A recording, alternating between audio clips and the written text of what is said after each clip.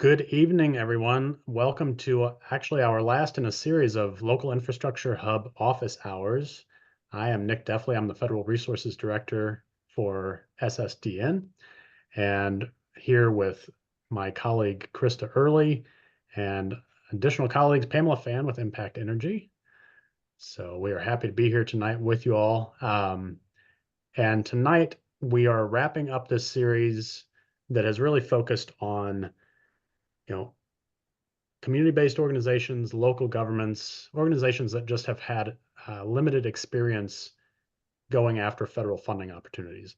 And so we've had a series of what we hope are beneficial and fruitful presentations that really help just start a foundation for folks in kind of moving towards federal funding opportunities, thinking about the types of projects that they want to pursue, the types of strategic partnerships they develop, and aligning that with the federal funding opportunities that are out there right now and coming down the line. So this last topic is around community benefits plan development. And Pamela Fan actually said, Nick, we really need to talk about this. And this is something that is not talked about enough. And I thought she was exactly right. And so Pamela is going to share a fair amount of her expertise tonight. And so we'll get into that in just a moment. I do want to just highlight the recordings for all of these past office hours. I think we've had 5 previous, or 4 previous, so we've got 5 total. They are all provided on our southeastsdn.org website. You can go through there to our resources page that's linked here on the front title slide and access all of the recordings of the past office hour topics. So, oh, yeah, is there a question? No, Krista just put it in the chat. She put the link. Oh, excellent. Thank you, Krista. And with that, what I'm going to do is just briefly review the Local Infrastructure Hub program that SSDN is running right now. And then we'll get into the community benefits component. So this is a review for those of you on the call, I believe, just a quick recap. So SSDN is a program manager for the Local Infrastructure Hub program, which is essentially kind of a newer pilot program where, with the premise that if we can help provide additional capacity support to either community-based organizations or local governments, and that could be capacity in terms of direct dollar support for capacity building for community-based organizations, or it could be in the form of technical assistance around grant writing, to other technical expertise to help local governments go after federal funding. If we can provide that additional capacity, how much more likely and impactful is that going to be? And they're actually going after those federal grants and bringing money back to their community for all of the needs that we know you all are going after and have. So SSDN has developed a technical assistance bench of folks with a variety of different expertise. In fact, Pamela Fan with Impact Energy and Integrated Solutions is one of those organizations. But we have folks that can come in and help draft a full-on, very competitive federal grant application that they've had a lot of experience writing federal grants. We have folks that have expertise in building science. If you're looking at energy efficiency and retrofits, workforce training, environmental justice, stakeholder engagement and community engagement. And so we offer those services to organizations, local governments or community-based organizations that apply for LIH support. The only real eligibility piece for the community-based organization or the nonprofit or the local government, excuse me, is that they are focused on projects that are cross-cutting, both addressing climate impacts as well as racial wealth equity. So climate and racial wealth equity. And if your projects are moving towards that end, or if you're going after federal funding that is focused on those areas, then LIH might be able to help support you all. And so in this slide you've got in front of you, we kind of put some of the service offerings that our technical assistance bench can offer into 3 different buckets. One is around community and stakeholder engagement. Lots of different ways that could occur. It could be between local governments and CBOs, local governments and residents, listening sessions, In fact, we have community benefits agreements on here, so it's a good item that we'll be talking about and digging into more in a minute. We can also help you scope your project. So if you might have a great equity project, but you're wanting to beef up the climate side of that or build that out further, we can bring in technical assistance to help develop that project further. And then finally, as I mentioned, we could provide very direct support in grant development and grant narrative applications support. So help you get that grant written and across the finish line. And we have tried to organize these in a few different options here for you in terms of the types of service we provide. I'm actually going to start on option 3, which is really focused on community-based organizations or nonprofits, where that could be up to $30,000 of direct dollar support um, that helps build your capacity as a nonprofit organization. So things that you might need could be a financial audit of your operations, simply because if you are a nonprofit and you are planning to apply for a federal grant, oftentimes a prerequisite is that you have completed a financial audit of your operations, but not every nonprofit has done that. There might be other capacity building that you need. It might be IT related, software related, but things that ultimately would help your organization kind of shore themselves up, level up so that they can be a long-term partner in your community. The second option is actually a mix of both direct technical assistance, where we bring in part of the technical assistance bench that we have at SSDN, plus some amount of direct dollar support. So it can be a combination of capacity building, direct dollars, and technical assistance. And then the third or first option, option 1, is really around local government direct technical assistance or community organization direct technical assistance, where it's all about the grant writing or all about the subject matter expertise we have on our bench to come in and help you out with a project, help you through a grant narrative development. And so I just wanted to highlight that. We are always excited to receive new applications for LIH support, Local Infrastructure Hub, and our contact information will be at the end of this presentation if you'd like to learn more about it. So with that, I'm going to move on into the community benefits plans and hand it over to Pamela to go through a few concepts with you. Thank you, Nick. And so I think many of us here have been hearing community benefits agreements, community benefits plans. We've been hearing this word out there and wondering, like, what does all this mean? So they are legally binding contracts between residents, communities, and private entities in the context of developing and development of desires of what the community wants to see, and then coming in connection of what the projects are or the proposed projects from outside entities. So many times, these really kind of started when industrial or other, even cities have thought through like, oh, we want to, do this project over in this community. And they're getting the buy-in from communities to ensure that it encapsulates what the community wants to see. And so this is really what community benefits agreements and plans, and you'll hear the word interchanged between agencies, but they're essentially the same things.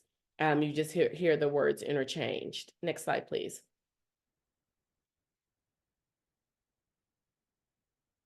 Another part of that is just also ensuring that the benefit of whatever happens in the community is, or that whatever the project is benefits the community. Once the construction is done, once the work is done, that there's some sort of benefit to the community through that process. And so having the communities buy in from the beginning and helping develop that with them is going to be ultimately what pushes a project through in many instances. So the benefits of that is to prioritize and communicate the community's needs, like talking about health impacts, that we want to see a reduction in carbon offset with your project, if it's to put something there that could potentially impact the air quality. We want to see revitalization Is this going to give us more green space, more trees? Or well, what will that look like? Is it going to be an eyesore in our community? Is going to devalue our homes? Economic investment. You want to make sure that whatever the project is, that it's going to bring some sort of economic investment into the community. It's going to bring business, not just trucks emitting fumes. Are we going to see good jobs, things like that, which jobs are on there too. Innovation, is this something new and innovative that the community can be a part of? Safety concerns. And so will the community have some concerns about, is it going to be safe? Is it going to contaminate our water? So this is why it's really important to bring community in on the beginning of these discussions. And they're also created to avoid excluding the community from benefiting from any development projects.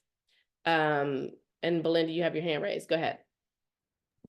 Yes, Pam. So if our team wants to incorporate a resiliency hubs for the community where we talk about all of the items listed at the top of your prioritization of community needs, where we talked about health, where we talked about climate change and climate mitigation and being prepared, emergency preparedness, safety, innovation, green jobs, all of that is a resiliency hub a really good way to incorporate community needs. And of course, listening to the community is top priority. But based on what you guys have seen in past applications. Yes, resilience hubs are huge right now, and they are getting a lot of dollar investment from EPAs and the DOEs alike. So yes, because they do encompass a lot of this, and hopefully most of those kind of projects and grants are actually also requiring you to do a community benefits plan. And if it's not, you should still do one in practice anyway.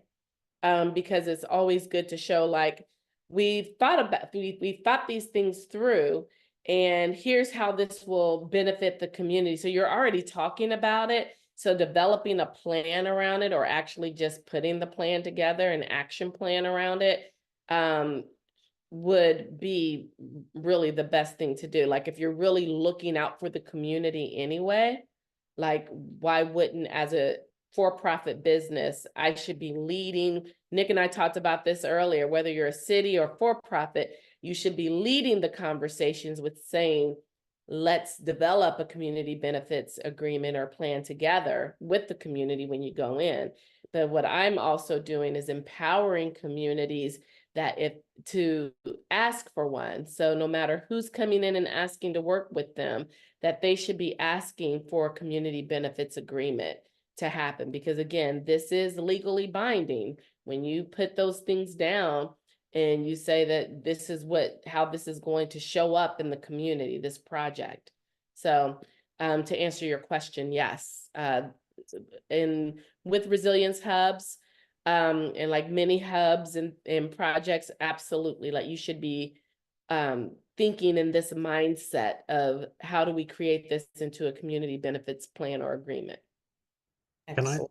Can I jump in as well, just for a Sure. moment? So Belinda, I think that's a really interesting question as well, because I think a lot of when you're developing a concept of a resilience hub or a physical location for a community that's a resilience hub, there is a lot of engagement with the residents to hear what their needs are, where their gaps in service are, and what they feel like they need in this resilience hub to be resilient, to be able to bounce back from a shock to the community, or to be able to withstand some challenges that they might face, whether it's power outage or a storm or extreme heat or some other impact of climate change.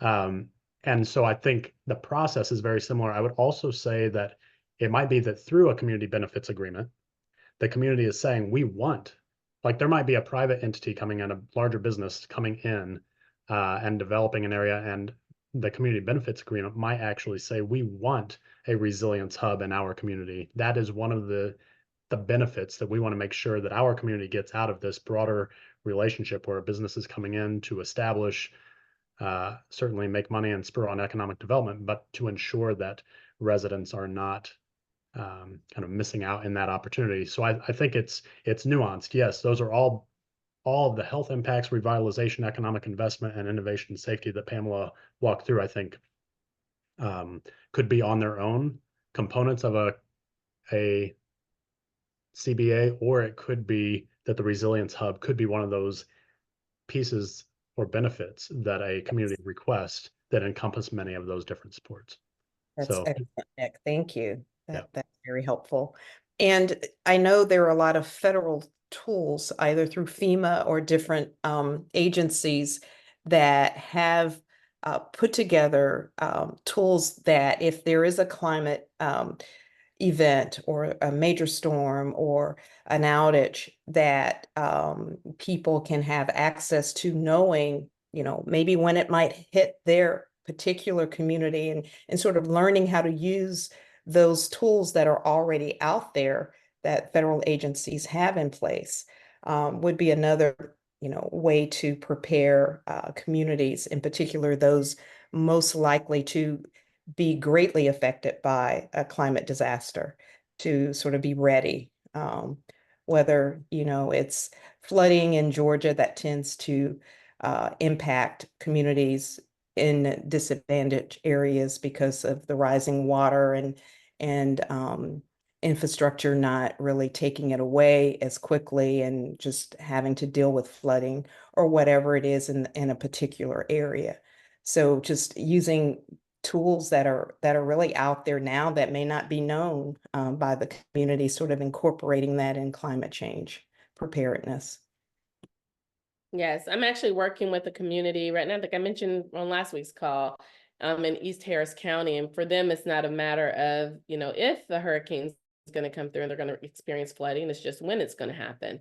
And so as a part of their Resilience Hub discussions, and they're thinking of creating several, but as part of those discussions, the emergency preparedness and working with FEMA, like, is there additional things that they can do to offer some sort of emergency preparedness? Is it, they said that the alerts that they have now, while okay, it doesn't necessarily reach everybody. So could the Resilience Hub serve as also that place where alerts come from when there is extreme weather events or sirens? They'll hear the sirens from the hub.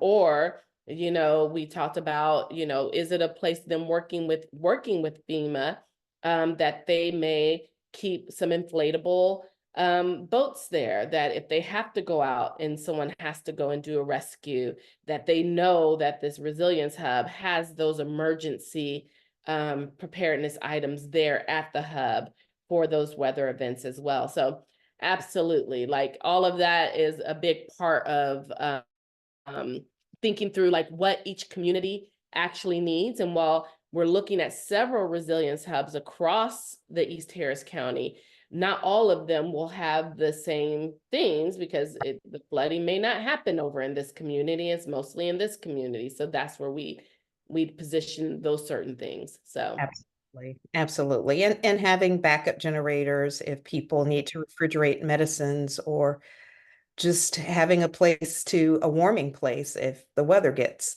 too cold. exactly. Yeah. Okay. Thank you. You're welcome.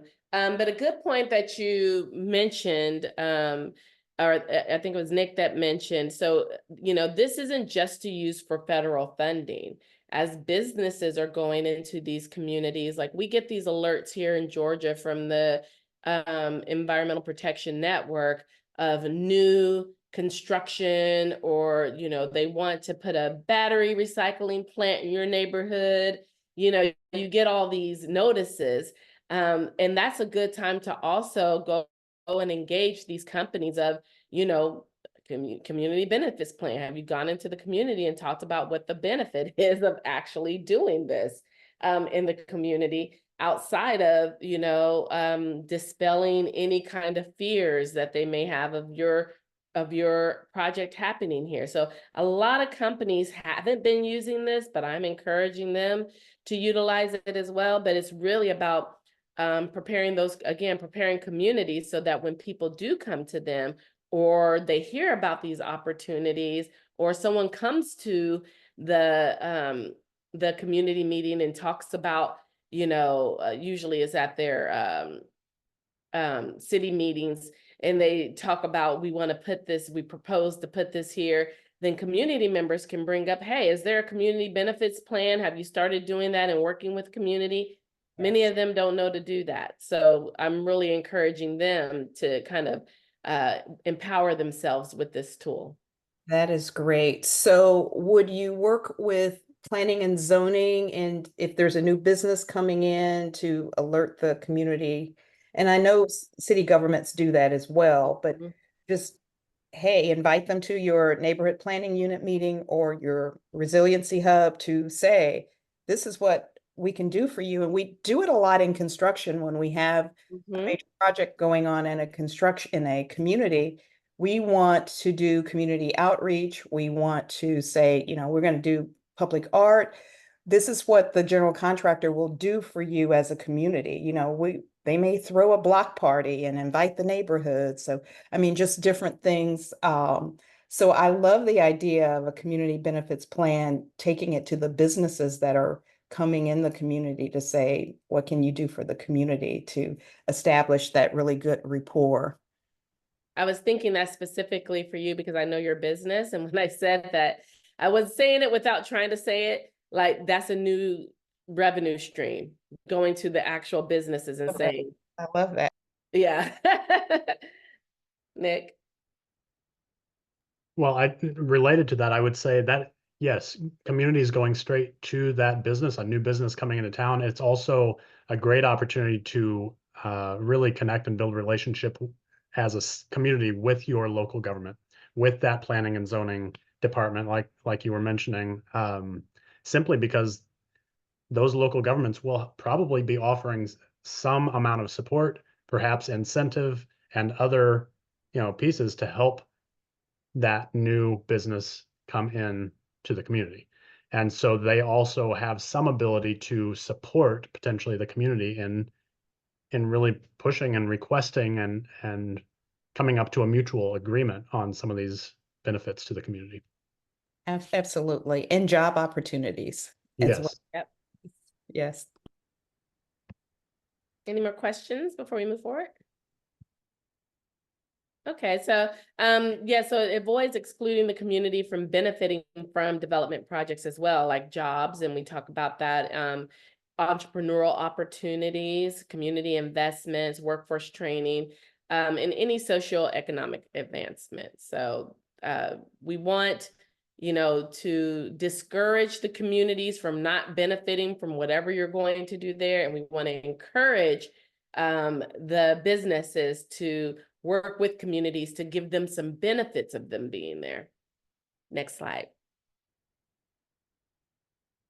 Benefits should intersect in about 4 different ways. So they should have a Justice 40 lens to it. So ensuring that locations, and this is specifically, while specific for federal funding, we know that those disadvantaged communities outside of federal dollars, they still exist.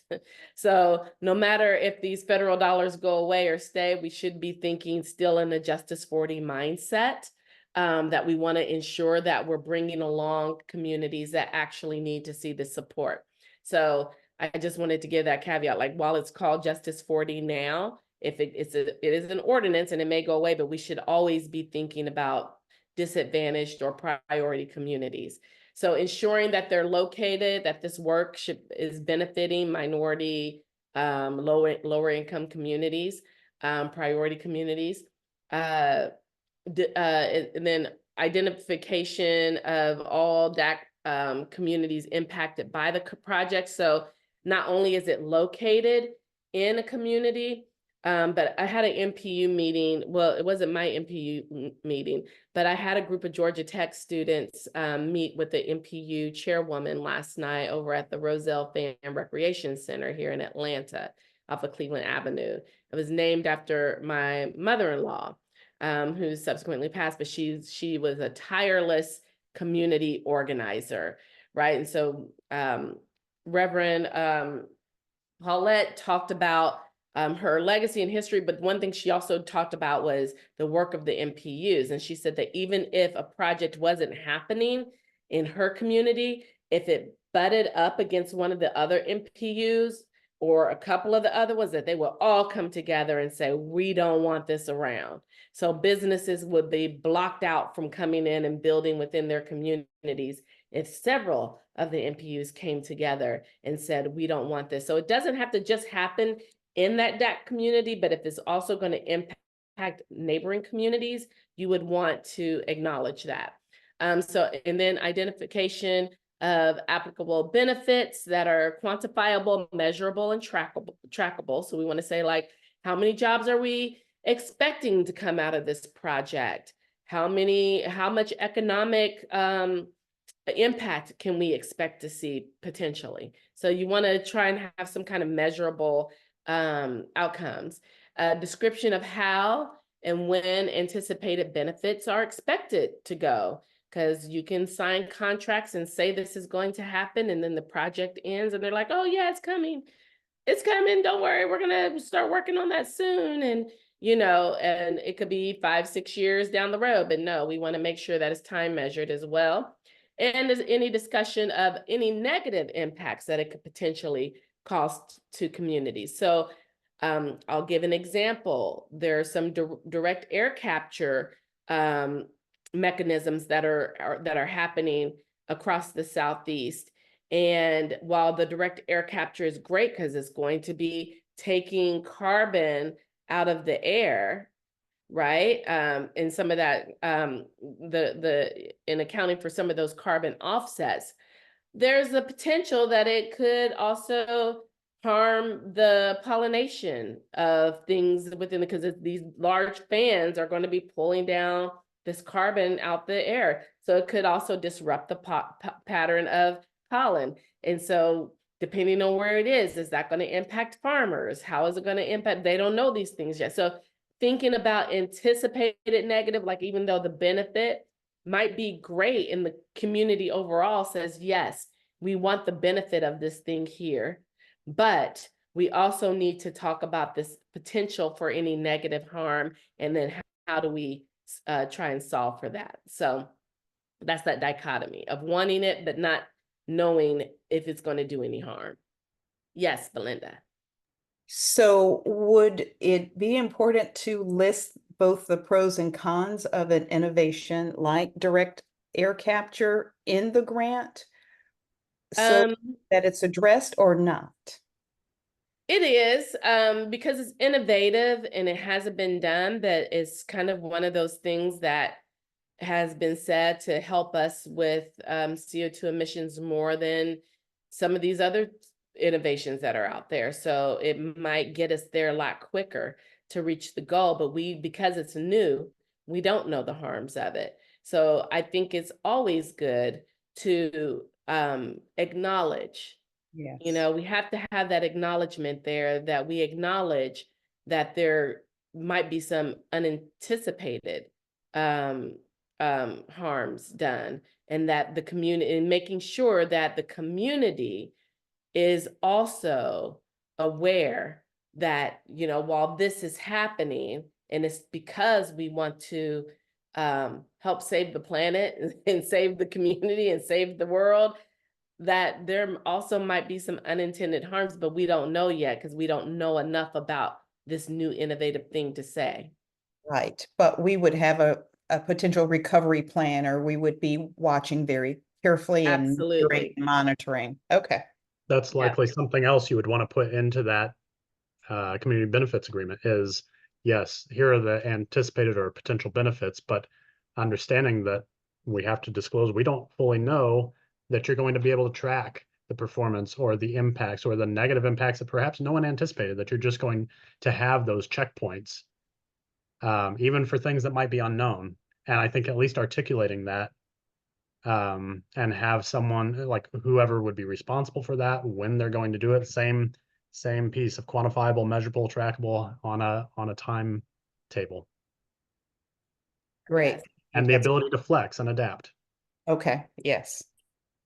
Absolutely. But you have to kind of acknowledge, to me, that's that transparency piece, right? Yes. You can't be fully transparent with communities unless you say, we don't know what the impacts of this could be. There's some potential things that could happen, but we don't even know if that will happen. But we're wanting to be transparent about it. So, you'd rather involve them in the beginning and be transparent about what you don't know than Absolutely. in the back end.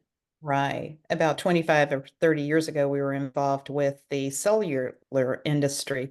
And so you have to let people know these towers are here and what the possible impacts, but everybody was all in and wanting to have cell service and phones like we have today, but you have to disclose and cover, pros and cons. Exactly. Exactly.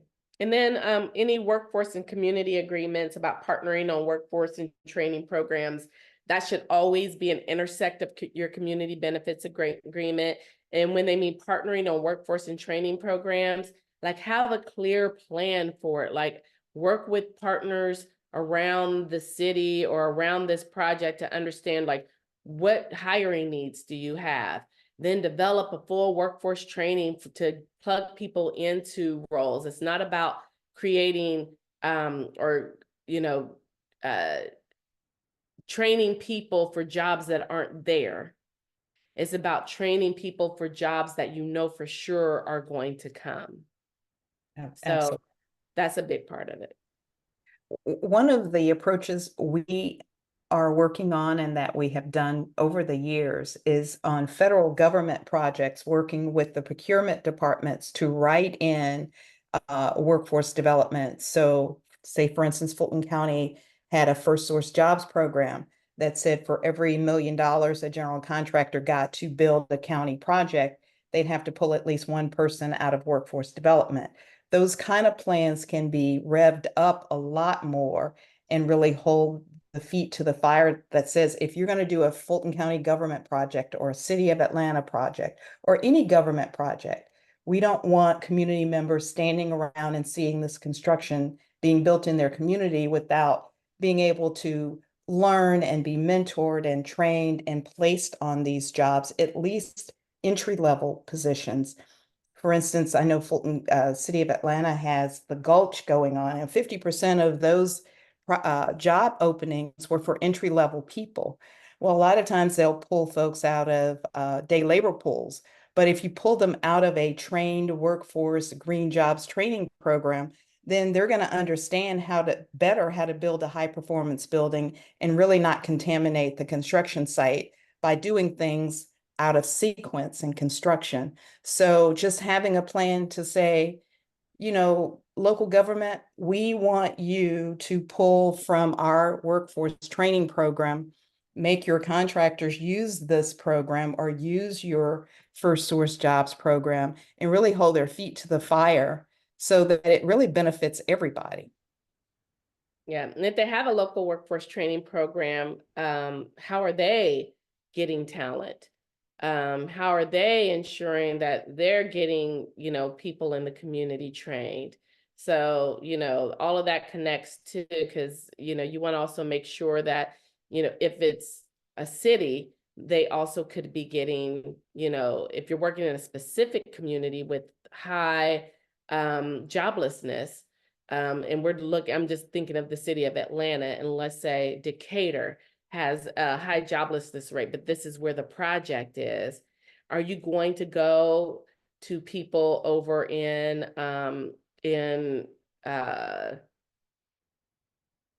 don't know, Sandy Springs, let's say, or Right. like and then because might make it a little bit harder for them to get to work. There's other wraparound issues that then come into play, and that's another thing that workforce and workforce programs should include is wraparound services to support local folks, paying for whether it's daycare, paying for transportation, to get them to and from work, or MARTA cards, however that looks. But that was a horrible example because those weren't City of Atlanta.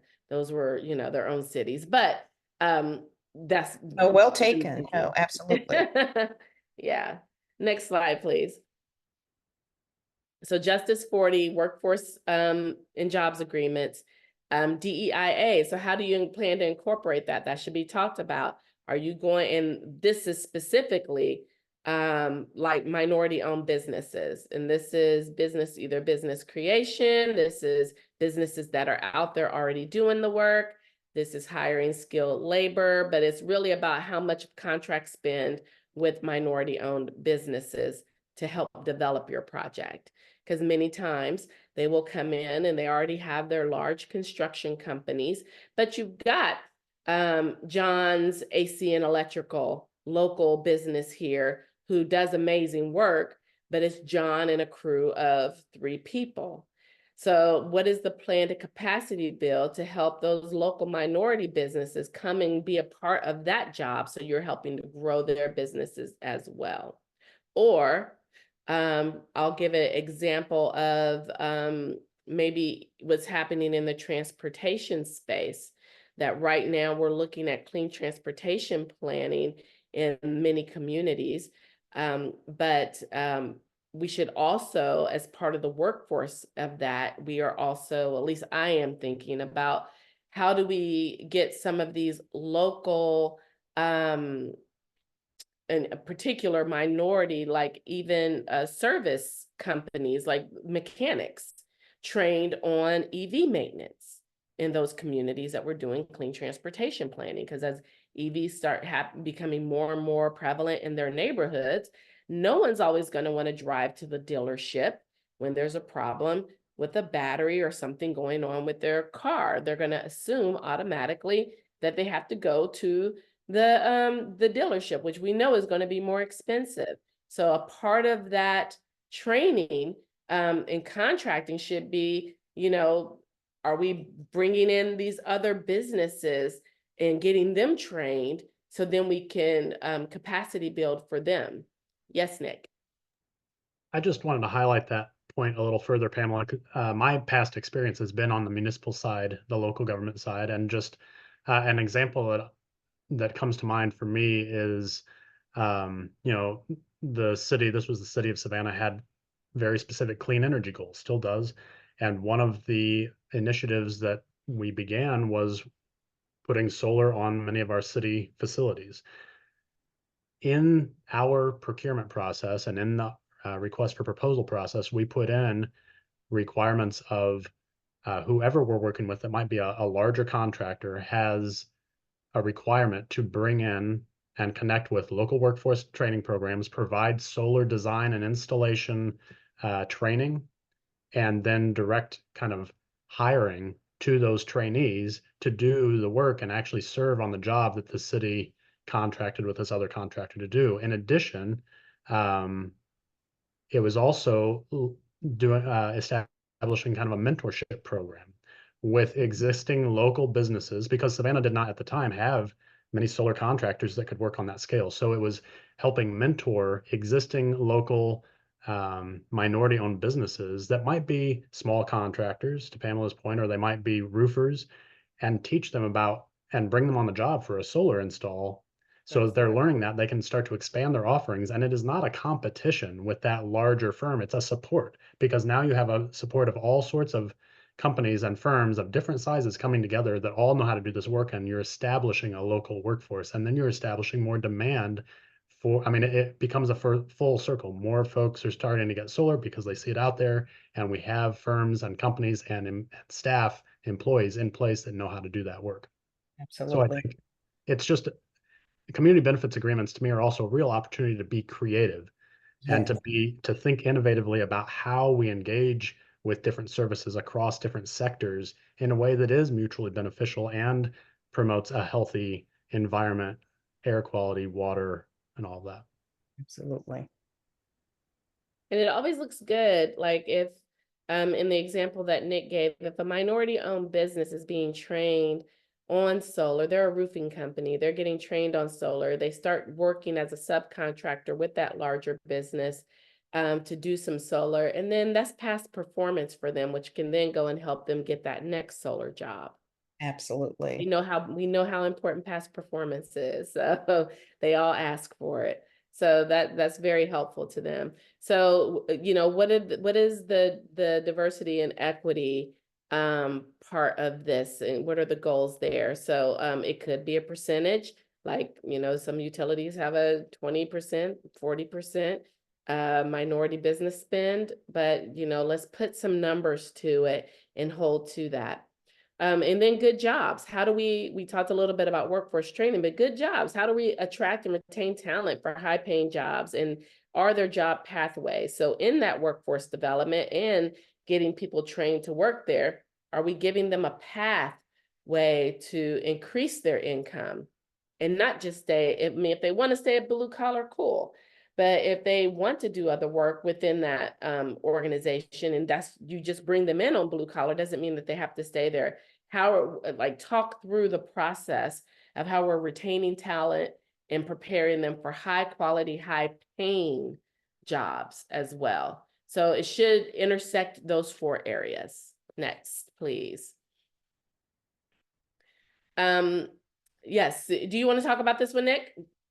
We both can. I'll give it a start, and I'll just say, all of the conversation around community benefits agreements certainly, I think, also brings to mind concepts of gentrification and displacement of both local existing residents as well as businesses, thinking about the rental community and their housing developments as well, and as new development, private sector redevelops or comes into communities, thinking about how to ensure that we are not only mitigating or preventing displacement of those local residents and businesses, but we're also helping support and build programs that generate and promote generational wealth building, especially in these historically disadvantaged communities, African American communities, and other minority communities. So I will caveat this is not an area of extreme expertise for me, but certainly something I'm interested in. And I think everyone, wants to see a vibrant corridor that they might live near, that has a lot of different amenities and parks and grocery stores, health care services, affordable housing, all of that. And I think what we want to ensure as we think about community benefits agreements is that everyone has ability to access all of those amenities. And so for community benefits agreements, I think, and thinking about anti-displacement, considering policies that, again, this is where you really do have to work with local jurisdictions, if not regional jurisdictions, but thinking about property tax caps or some sort of abatement or a kind of a grandfathering in for those existing residents who live there, capping their property taxes at a certain level, even if property tax values continue to increase because of that new development, new economic opportunity, and not just momentarily for that owner, but thinking about that home being passed down through the family, that continues. So I think we have to, I think we've all heard about that momentary grandfathering in property tax upon sale of that property. You lose all of it, right? I think we need to think a little differently about that, but I would encourage conversation and thought around that. Also, just simply housing rehabilitation programs. As those property taxes are going up, the property values are going up, but they don't necessarily have the household income to make those foundation repairs, those roof repairs, something to help support, keep maintaining a quality housing stock that can also then be energy efficient and hopefully, renewable energies as well. I think there's some interesting conversations around community land trusts where, like, a lot of the adjacent properties or connected properties will be in this community land trust that belong broadly to the community, not to any one individual or one business or one local government, that there's much more of a collective effort towards thinking about it as more of a common space. It doesn't mean that everyone doesn't have their own plot, their own yard, but thinking about it more collectively as a benefit for the broader community. And then certainly, we've talked about, and all of us, I'm sure, have had experiences with various development incentive districts and opportunity zones and things like that. And there can be challenges both ways with those, but I think thinking about what targeted incentives there might be that you could develop. Again, there's a lot of creativity and innovation needed in this space. If we had the answers already and people were doing it successfully, we wouldn't even be having this conversation right now. But there is a lot of space for being very creative and innovative about new policies, new practices for how we do targeted incentives to local existing small businesses, spurring on new, very hyper local businesses from the residents that already live in that community. And then I would just, again, green job workforce, I think we should rethink what a green job actually means. Green jobs can mean many, many different things. It could be driving that recycling truck through the service lanes to pick up recycling and waste diversion. It can mean all sorts of different things. So rethinking that, but also considering workforce training to the conversation earlier, what kind of certifications could result from this? What kind of upward economic mobility can we provide and these pathways and pipelines for additional economic growth and wealth building that then can be passed from generation to generation? So Absolutely.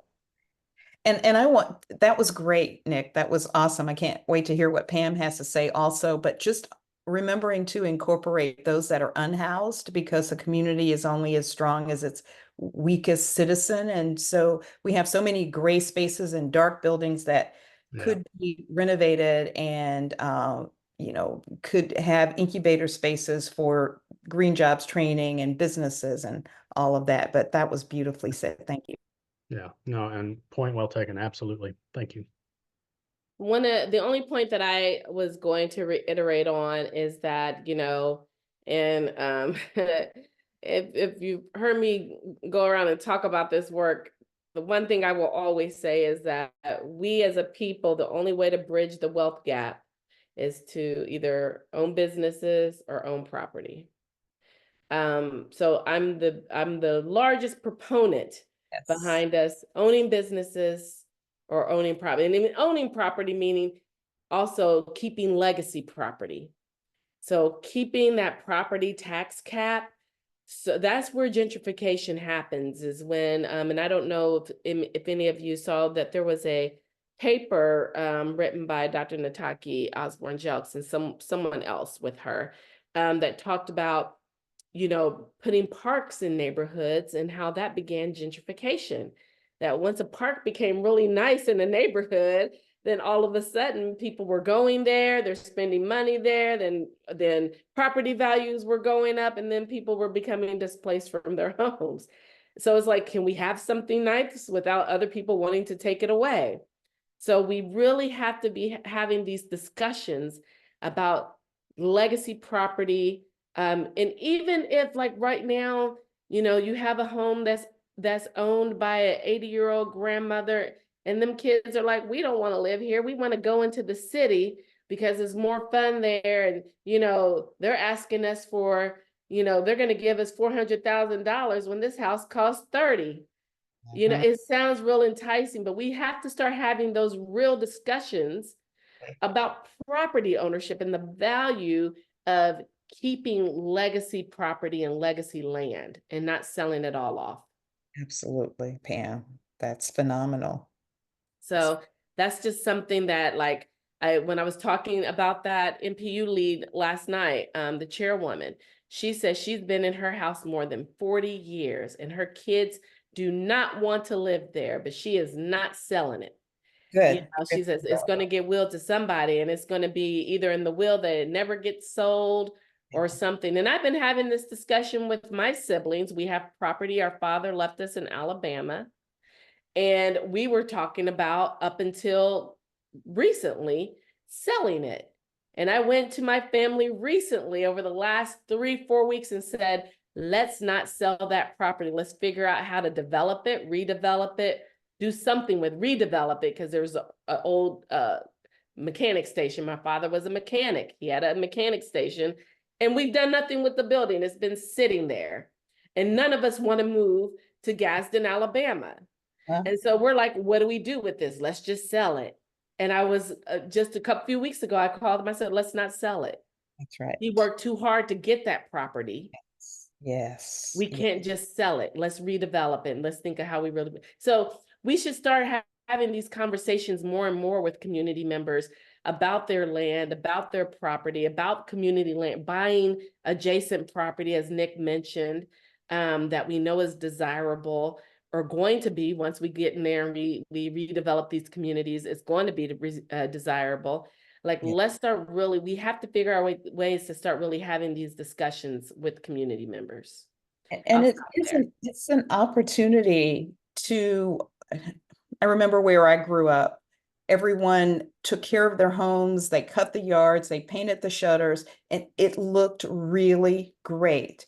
But you go in our neighborhoods now, and there's just not as much care because the original owners are older.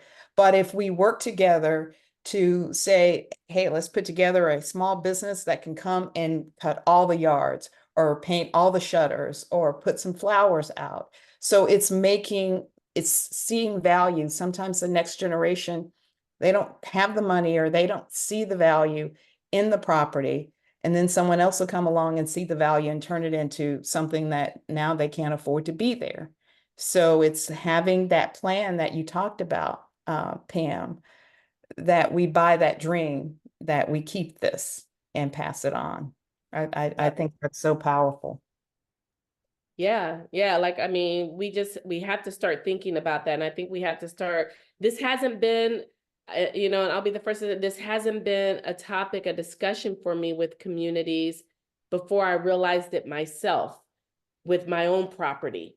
And then I had the conversation with Nick, I think it was last week, and I said, we've got to start talking about property, Yes. and like what's happening with, like, and I think I had a community member that asked me about that too, but it's like, it's like a no-brainer that why aren't we having these discussions about legacy properties and how we can protect them once we do these beautiful electrification and beautification projects, and bringing resiliency hubs and planting trees and putting in parks and green spaces, and we make it nice for our community, but then sometimes we're pricing our community out. So we need to do something to protect them as well. Nick? I was just going to also say, Nick, I loved your idea, and maybe yours as well, Pam, where you talked about taking a roofer's business and then teaching them to expand it to solar, because every roof that has Mhm. solar on it needs to have at least a roof that's maybe 10 years old or younger. So getting a lot of roof retrofits done so that, at some point in the near future, the property, the house can support the solar PV installation. Yeah. My subcontractor, one of my subcontractors is a roofer. That's how I met him years ago, probably about 3 or 4 years ago, when he was doing my roof. And I started talking to him then about solar. I'm like, you're excellent at this. He's a great businessman, Venezuelan, but was lacking the opportunity, especially here in Georgia. He couldn't get the opportunity because, he's not a US citizen yet, but he's here working with his company, on his company, and doing really well. And I started sending him info. This is when I was working at SIA. Every time I got information on solar, I would send it to him. Look at this training. There's some free training on solar. Go to this. He started doing solar installations the year before last, and he is one of my subcontractors now. So absolutely, I wouldn't trust anyone but a roofer to Absolutely. put solar on top of the biggest expense that I have. Absolutely. Absolutely. Sorry, Absolutely. Nick. No, no, Thank no. This is a rich conversation. I think we could talk about it for quite a while. I have one other item I just wanted to highlight here before we kind of move on to the next slide, but that is just a recognition in all of the community benefit agreement conversation that many of the residents in the communities we are talking about that have the most need for these community benefits agreements are some of the busier day-to-day people in our communities dealing with the challenges that are connected to living in a disadvantaged community, oftentimes being lower income, having more environmental exposures and health challenges. And so I wanted to flag that because I think there's also a key on this property piece to, again, connections to local planning and zoning ordinances and organizations, local economic development authorities, and the importance of those building those relationships, because oftentimes the historically disadvantaged communities are some of the last to know about upcoming plans and redevelopment potentials or entities coming into the community, Yes. and therefore are already behind the eight ball when it's announced that, oh, they're here, we're having a whole new development of this whole new corridor, and everybody turns around and looks at each other like, what are we talking about? Mm-hmm. And I think it's about access to information. And Yeah. so thinking about how to build those relationships and where to look for the information. And that, again, one of the challenges, though, again, is that takes time, that takes energy, that takes someone being on it in those communities, or a good connection to those different planning and zoning entities to get that knowledge out there earlier so that they aren't always operating from a few minutes behind everyone else. Because Agreed.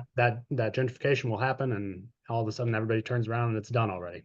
Or the opposite side of that, like what's happening in my community with the warehousing. I mean, yeah, many of us moved over here to the south side of Atlanta, and we purchased beautiful homes.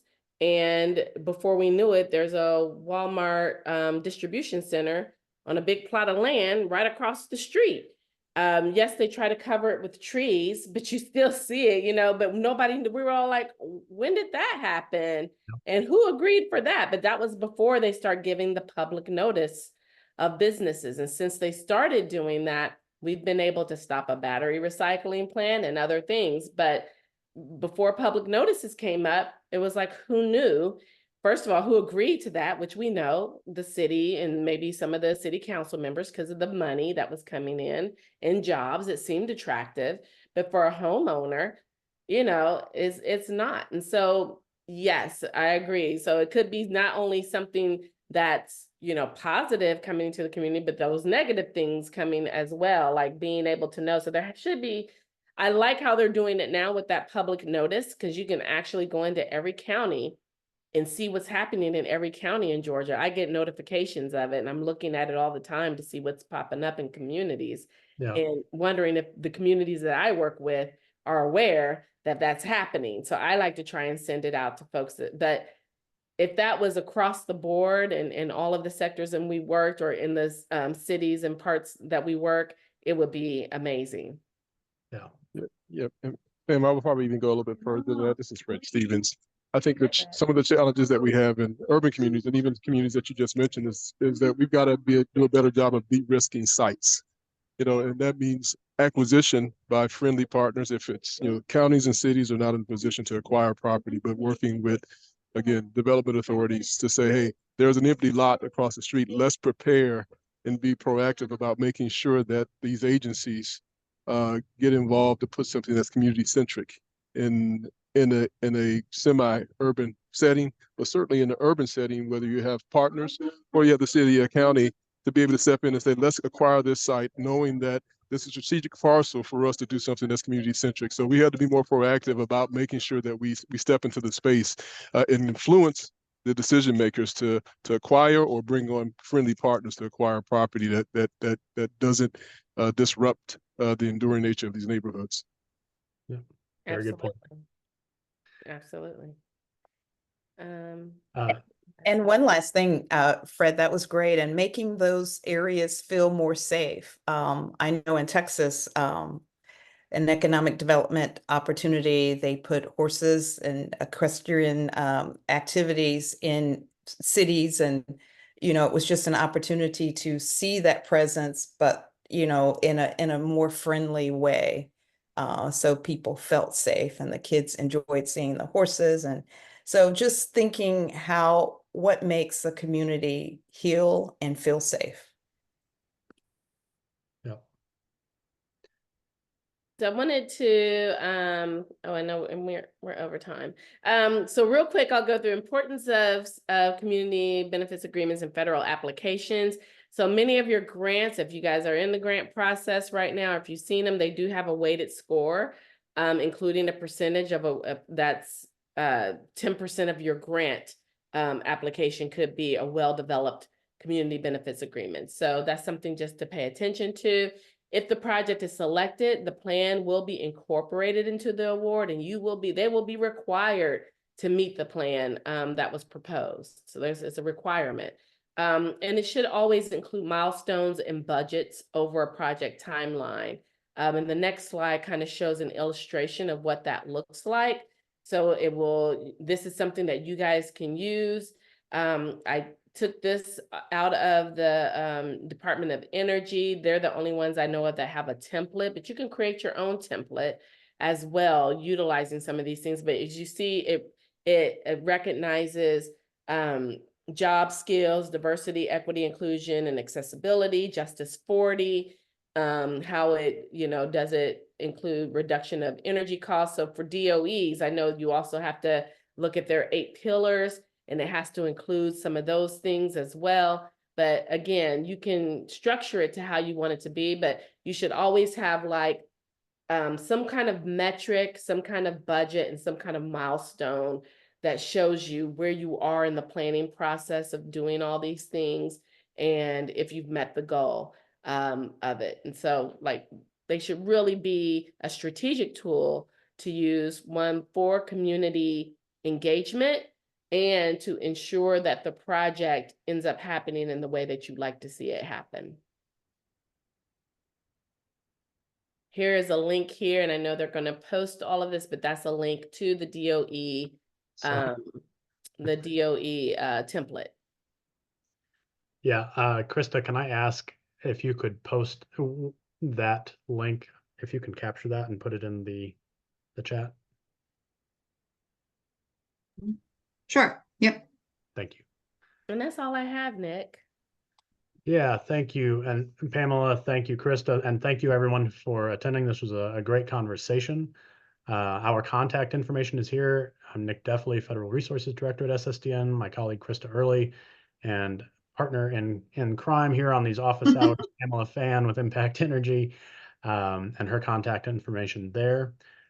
And I think that really wraps up what we wanted to talk about today. This concludes all of our topical office hours, again, for those community-based organizations, local governments that are really just starting to delve into federal grant opportunities. We hope this has been helpful and useful for you all, informative.